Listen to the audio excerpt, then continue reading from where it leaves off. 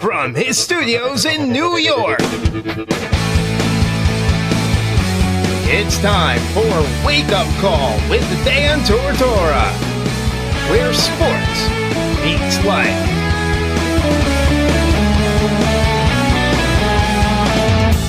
Here's your host, Dan Tortora. Welcome back here to Wake Up Call with Dan Tortora on WakeUpCallDT.com, your one-stop sports shop, and on MixLR.com/WakeUpCallDT. You know we appreciate having you on the airwaves every Monday through Friday from 9 a.m. to 11 a.m. Eastern Time. It is so extremely easy to get to Wake Up Call with Dan Tortora. All you have to do is go to WakeUpCallDT.com's homepage or go directly to the source, MixLR.com/WakeUpCallDT. You go there and you click follow, and that'll connect you to the show in two awesome ways. Only members for free can connect with me on the live chat and talk with me during the show. And on top of all of that, you have the opportunity to be emailed every single time the show goes live. So all you have to do as a member of MixLR.com/WakeUpCallDT is wait for the email. At 9 a.m., you'll be sent an email. Wake Up Call is live. Click to listen. You open up your email. You click to listen, and it's as simple as that. On the line with me right now is one of my favorite people. It's one of the people that I remember when I talk about the over 1,000 people have been on the show. Over 1,000 people I've been able to converse with in the sports world. This is one of the guys that sticks out. These are one of the people, he's one of the guys that always treated me different in the best of ways. Always gave me the benefit of the doubt, didn't treat me like, well, all the media is the same and so is Dan. Saw me for who I am, knew me for who I am, continues to know me for who I am, and our conversation off the air when we're talking is like we've talked last week. These are the type of people you look for in life. They're the type of people that you appreciate. I know that he knows this, but just in case he doesn't, he's one of my faves. So with that being said, Jerome Smith is on the broadcast, former Syracuse running back. How are we doing, Jerome? Man, I'm doing well, It's a pleasure to be on the show again. And I appreciate having you here. And I got to ask you, Jerome, now, I got to say that I tell stories about you all the time, only the bad ones. No, I'm kidding. But but I tell the story, and one of the stories I bring up a lot is, well, there's two of them to kind of describe who I am, is that the day that we had the captain show at Destiny USA with yourself and Mackie McPherson and Jay Bromley and Marquise Sproul, you were sitting to my left, and while I was on the mic talking, you whispered in my ear, you said, "You know what I like about you, Dan?"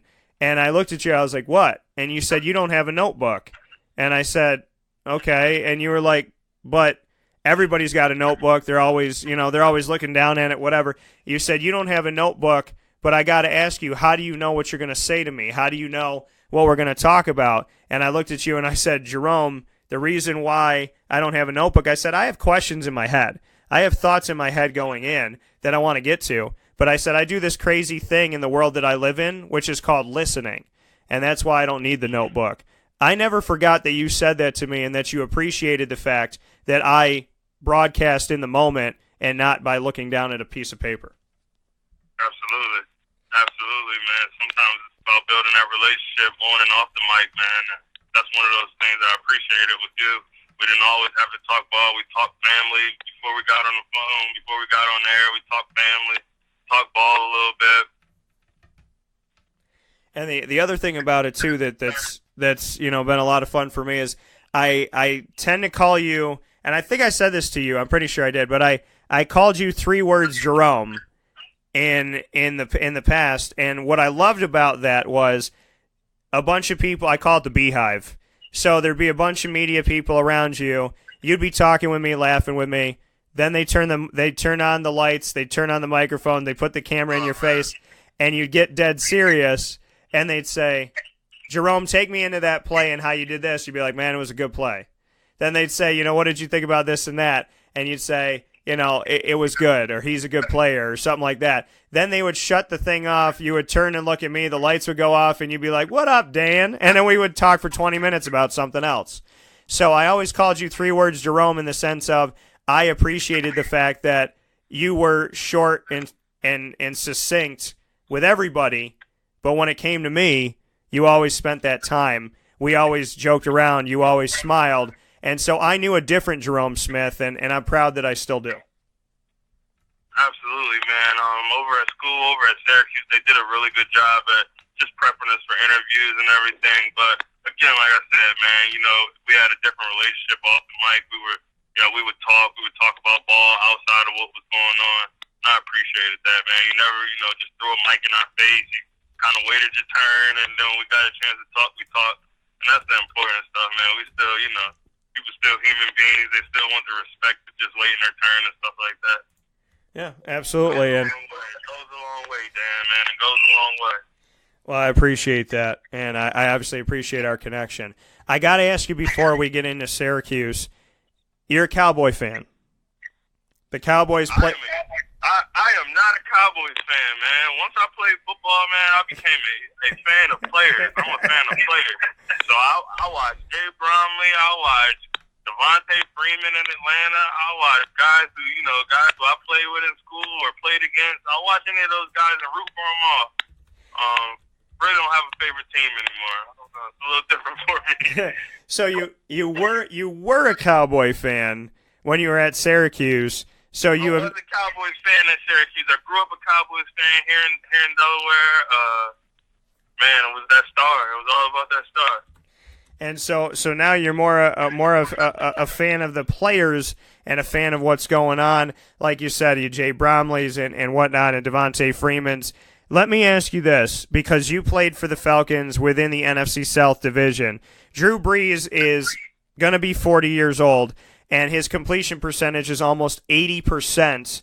What are your thoughts on the NFC South and the Falcons right now? And then secondly, what are your thoughts on Drew Brees, who literally is growing like a fine wine, has only gotten better with time, and at just about 40 years old, the man has some of the best numbers he's ever had. And I think at this point, it's somewhere around 25 touchdowns to 2 interceptions, I believe.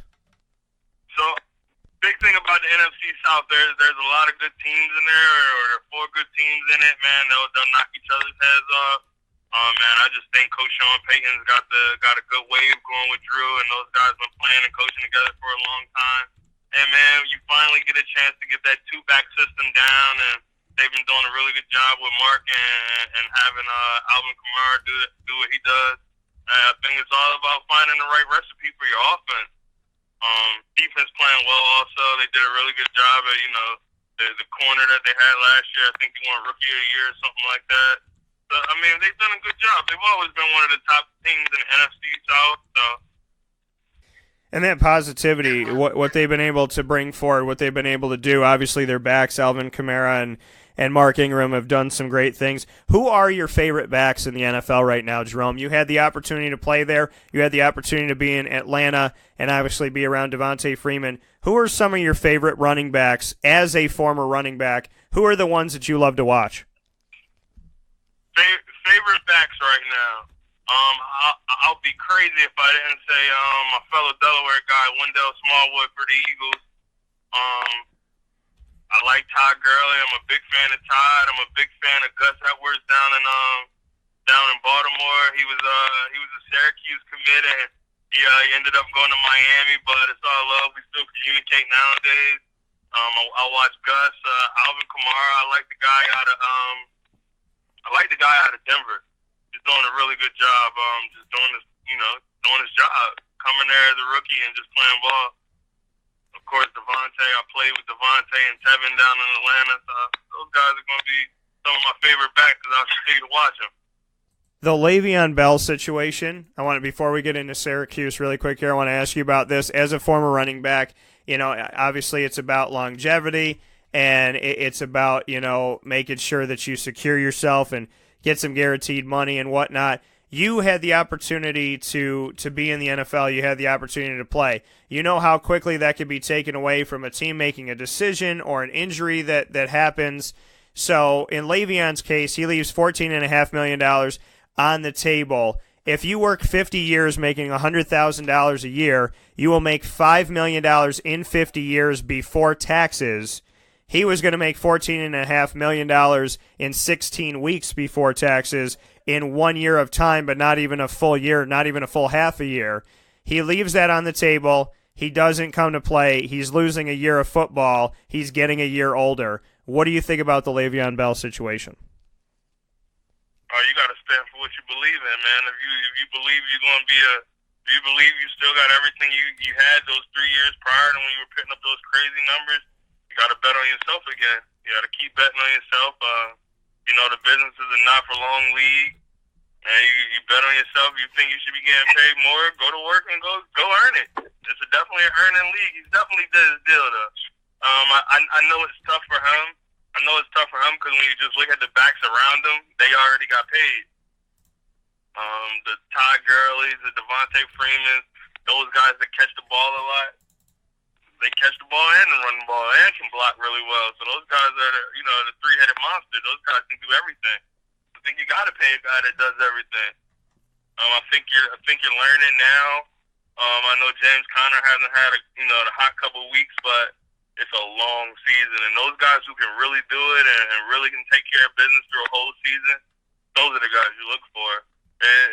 It's easy to kind of be like a one-hit wonder, a one-year wonder, but those guys who constantly come back every year and are used to being the focus of the defense every year and still, dominate, those are the guys. Those are the guys you got to pay because they have something. They got something other guys don't have. And they're in a situation right now where he's trying to find his place. The rights are still with the Steelers. They can franchise tag him a third year. They can transition tag him or find a way to amicably part ways in a divorce that seems inevitable for the Pittsburgh Steelers and Le'Veon Bell. Getting to Syracuse here with Jerome Smith, former Syracuse running back. Jerome, you know what it's like to go to a bowl game. You know what it's like to go to a bowl game, win a bowl game, know what it feels like to have a winning season. We see Syracuse this year, 9-3. I think that, I trust my sources, and I believe that the Camping World Bowl at Camping World Stadium in Orlando, Florida on December 28th is the one that fits this team. It's ACC Big 12. It's Syracuse, West Virginia. I think that this is all a possibility. I think it's a good one. What do you think about Syracuse's season? What have you seen from this team? 9-3, first time winning at least 9 games since dating back to 2001. What have you seen from the Orange this year in Dino Babers' third season? Man, Dino did a really good job of making these guys a family, man. These guys are a family. These guys play tough. They go hard, man. I can't say anything bad except I wish we ran the ball more, but who am I? But man, they did a really good job, man. They did a really good job at scoring points. I thought they were everything college football is now, and they were excited and they scored fast. I know when I came to the Louisville game, they scored in a blink of an eye, and I think it was like 37-7 maybe in a blink of an eye. Man, they just did a really good job at playing fast and scoring points like he said they would. I know their little motto is orange is the new fast. They definitely are fast. They score fast. They put up a lot of points. And that's what you want in college football nowadays. I was excited. I was proud to watch those guys. Dungy, week in and week out, man. He showed he was a tough dude. He played big every week. I'm excited for the future, obviously. You got some really good guys. I'm excited to see that running back. I will be honest. I'm excited to see the running back from Oklahoma play. Along with DeVito, I love some of the offense. They had a guy who lived with Coach Babers. I know I thought that was pretty unique. Man, the team's a great team. I'm going to enjoy watching them. I'm going to enjoy watching them play against West Virginia and beating West Virginia as usual. Considering there's about 6 kids from Delaware on West Virginia, I'm going to enjoy getting the chance to talk to them after the game. Man, it'll be exciting. Yeah, and you know what it's like to go toe-to-toe with West Virginia and hear all the trash talk of West Virginia and all the negativity of West Virginia and to come out with a W over West Virginia. So, they said it once, you beat them. They said it twice, you beat them. They said it the third time, you beat them. So, I mean, for West Virginia, this is a rivalry that's obviously rooted in the old Big East, and it's also a team that likes to trash talk Syracuse a lot, but Syracuse ends up with the victory. You know what it feels like to defeat them. So what can you say about the rivalry? Oh, man, a rivalry, you got to be competitive. I don't think they've been competitive against us. And a few last times we played, I don't think they were competitive. But I think we're more built to play against those guys this year, considering their high point scoring team. I know we'll do a really good job of scoring points, so it'll be an exciting one for us. It'll definitely be an interesting game if that's how it shakes out, with Syracuse going up against West Virginia and potentially the Camping World Bowl in Orlando, Florida, in Camping World Stadium, the former Citrus Bowl. Speaking here with Jerome Smith this morning, former Syracuse running back, former NFL running back as well. Jerome, Eric Dungey, the dog mentality. I agree with you that Syracuse should run the ball more. It would be great to see them run the ball more, especially with the talent that they have. So, they don't necessarily use the running backs, but they use Eric Dungey. What can you say about what you've seen from Dungey, what he's given to this team up to this point, and the dog mentality that he has when he's out there running the ball and passing the ball? All heart. He play all heart. He play with his whole heart. I mean, and I know as a college teammate, man, that's all you can ask from people. Play with your whole heart, man. He gives it every time he goes out there. He's definitely going to be remembered as one of the greats to wear that orange uniform and play quarterback. I'm impressed by the kid. I know he'll have a good opportunity to play at the next level, and he'll just have to grow and keep expanding his game. And I think he'll be fine. He'll be good. Do you see him? Do you see him as an NFL player? Do you see him as an NFL quarterback? Or how do you see it shaking out? Should he be drafted, and would you draft him as a quarterback? He is a quarterback. That's what he does, man. Absolutely, he's a quarterback. That's what he does. I think he why not deserve a chance? A lot of people said that Lamar Jackson wouldn't be a good quarterback in the NFL, but shoot, he's 2-0 right now. Who am I? You know what I mean? You put that guy in that situation. People weren't really sure about Baker Mayfield, and he kind of reminds me of a cheap Baker Mayfield. Who am I? He's tough. He has that grit to him. He has the swagger about him. He's a quarterback. I love him. I think he'll do great. And this team, speaking here with Jerome Smith once again, getting to 9-3 and doing what they've been able to do this season, like you said, it's a true family. Dino Babers, there's been that hashtag Pay Dino. Make sure that Syracuse keeps Dino, does what they need to do to speak his language and keep him in Syracuse. What can you say about Dino Babers, your thoughts on Dino Babers and what he's brought to the team? I know he wasn't your head coach. You had Doug Marrone, but just what Dino Babers, has done for this program, and if you feel that the hashtag Pay Dino is in good taste and they should take care of the situation. Well, I definitely think it's something you should take care of, sooner than later, because he's done his job. He's proved everywhere he's been that they can throw the ball and they can, put up high quality numbers on the passing game.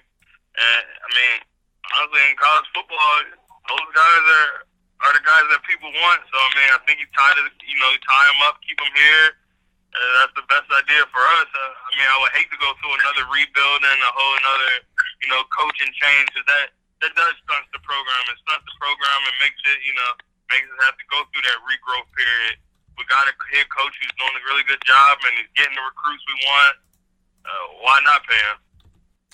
And that seems to be, an easy thing. Syracuse just has to figure out how they can do it. They got to speak his language, because it has been a rebuild every 3 to 5 years for Syracuse. You don't want to have to go through that again, especially not this time around with all the success that is out there. Really quick, Jerome, before I let you go, just, what you can say, telling everybody about what you're currently doing right now. What's life like for Jerome Smith right now? And I know that you've been working with the youth of today, so just to speak on that as well. Yeah, man, I'm actually a dad. I had my first daughter last year, so she's coming about on a year. Opened my own training facility here in Delaware. Been training kids and getting kids ready for college, and just preparing people for the next level. I think when I came home, that was one of my biggest things is Delaware lacked football IQ, and I just wanted to help bring some awareness to strength and conditioning, working out, and what football could actually do for you if you take it serious, and what working hard does for you if you take it serious. So, man, looking forward to getting into some coaching next year. Gonna see what I've learned from all those great coaches, man. I have some pretty good coaches in the past, and take what I learned from those guys and be able to use some of it. And to have that drive and that determination for you, you were taught, now you want to teach just how you've grown as a man, how you've grown as a person, and not just taking what you learned, but wanting to give what you've learned and to continue to pass the torch and pay it forward. Just why that's important to you. Absolutely, man. Absolutely. To give back and to give back people what you've learned, because obviously people haven't had the opportunity to be in the same meeting room with Doug Marrone, who's now an NFL head coach. I had the opportunity to shoot the breeze on the plane with him, seeing him in the hotels, walk and talk to him every day, and just be able to, just get a little bit of his mindset and, be able to learn things from him. Not everybody had the opportunity to play for Coach Tyrone Wheatley. I had the opportunity to play for Coach Wheatley, and not everybody had the opportunity to play for Coach Hackett, who was an offensive coordinator on 2 NFL teams. Just taking some of those guys' knowledge and some of the things they taught me on and off the field is going to be, priceless for some of these guys here. And the news that broke yesterday after my show, that Doug Marrone, who had Nate Hackett as his offensive coordinator at Syracuse, at Buffalo, and at Jacksonville, firing him in the middle of the season here with 5 games to go. What's your reaction to that? Because Doug was your coach, Nate Hackett was your offensive coordinator. What is your reaction to Doug making the decision to break away from Nate Hackett, who he's been with for pretty much a decade now? Oh, man, sometimes you just need change. I figure those guys have been together for a long time. And, sometimes direction is different. Shoot, you want to get out on your own boat. Hackett comes from a good football family. I'm sure he'll bounce right back on his feet and be somewhere doing some really good things. That coming from Jerome Smith. Jerome, words of advice to this Syracuse team, going to a bowl game, getting an opportunity, hopefully in late December to do it, hopefully in warm weather to do it. What's your best advice to them? Because Syracuse found success under you. Syracuse, when you were there, and all the guys that, comprised of the Ryan Nassibs, the Jay Bromleys, the Zach Chabrains, the Justin Pughs, the Alec Lemons, and Prince Tyson Gullies, and so on and so forth. What would be your advice to this year's team as they get set for their first bowl, for for these seniors that are on the team, and for, the Dino Babers era, as well as the first bowl game in 5 years overall, and the first time being ranked in the top 25 in both polls in 17 years? What's your word of advice to these guys? Oh, man, enjoy the process. Enjoy going to a bowl game, man. Enjoy the moment, live in the moment, enjoy everything that they have planned for you guys. And when it's game time, when you guys roll into the hotel and you guys are starting to lock in the night before, it's football. It's regular football. Don't make it too big, but just take care of the week ahead. People just like the Super Bowl, people get caught up in the things going on. Just take care of the week. Take care of the week. And as soon as you guys get back on the field and get back in the meetings and the roll of things, it's football again. That coming from Jerome Smith. Jerome, as always, I appreciate you. I hope the best for your family. Congratulations on being a dad. Congratulations on what your brother's been able to do up in Maine. But, it's all love all the way through, and hopefully you and I get some FaceTime sometime soon and can spend some time with each other. I appreciate the fact that you are a constant reminder of why I'm in the business and why I do what I do. So I want to thank you for that. Yes, sir, man. Thank you. All right, I'll talk with you soon. Yes, sir. We'll talk